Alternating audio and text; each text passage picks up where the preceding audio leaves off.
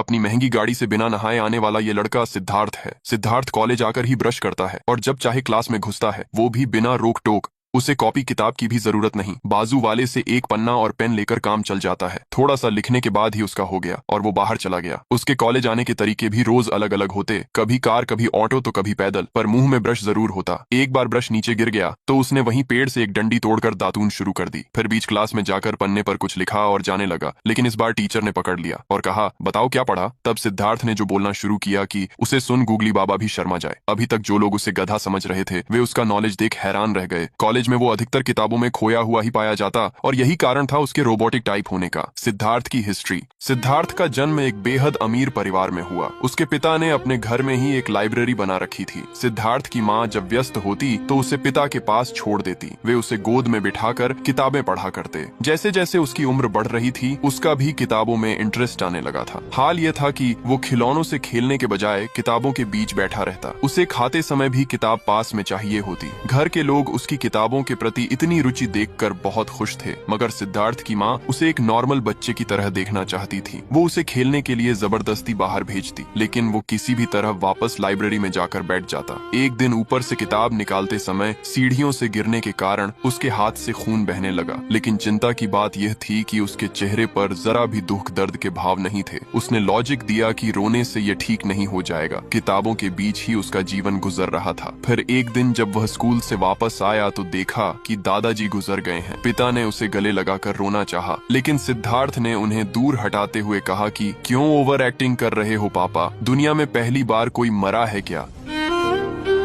आज अचानक सिद्धार्थ ने किताब से ध्यान हटाते हुए खाने की फरमाइश की तो माँ ने खुश होकर कहा कि मैं अभी 2 मिनट में मैगी बनाकर लाती हूँ। माँ के जाते ही सिद्धार्थ का टाइमर शुरू हो गया। 2 मिनट पूरे हो गए पर मैगी नहीं आई, लेकिन भूख लगी थी तो कुछ तो खाना ही था। उसने अपने आस पास लगे पेड़ों को स्कैन करना शुरू कर दिया। उसे एक पेड़ मिला जिसे खाना सेफ रहेगा, और फिर क्या था, सिद्धार्थ ने पत्ती खाना चालू कर दिया। माँ मैगी बनाकर लाई तो देखा कि बेटा तो जुगाली कर रहा है। उसने कहा, बेटा ये बकरी के लिए छोड़ दे, तू मैगी खा। सिद्धार्थ ने लॉजिक दिया कि खाना पेट भरने के लिए खाया जाता है, स्वाद तो सिर्फ जीभ की तृप्ति के लिए है। सिद्धार्थ के साथ सिर्फ खाने की ही समस्या नहीं है। एक रात तो हद हो गई। सभी लोग उसे ढूंढ रहे थे, लेकिन वह मंदिर के आगे सड़क पर सोता हुआ पाया गया। पूछने पर बताया कि नींद आ रही थी तो सो गया। उसने कहा, अबे पप्पू, घर जाके भी तो सो सकता था। सिद्धार्थ ने लॉजिक दिया, जब नींद आए तभी सो जाओ कहीं भी। बेचारे माँ बाप तो उसे पैदा कर पछता रहे थे। वो घर में भी दिन भर लाइब्रेरी में बैठकर बुक्स पढ़ता रहता। फिर उन्होंने उसकी सारी किताबें छुपा दी और अमीर बाप ने उसके लिए एक कॉलेज ही खोल डाला ताकि वो बाहर की दुनिया में घुल मिल सके। कॉलेज में इंदू नाम की लड़की पता नहीं उस झंडू की किस अदा पर फिदा हो गई। एक दिन एक लड़की ने सिद्धार्थ को प्रपोज कर दिया, मगर उसने बिल्कुल मना कर दिया, क्योंकि वो काम वाली बाई से सच्चा प्यार जो करता है।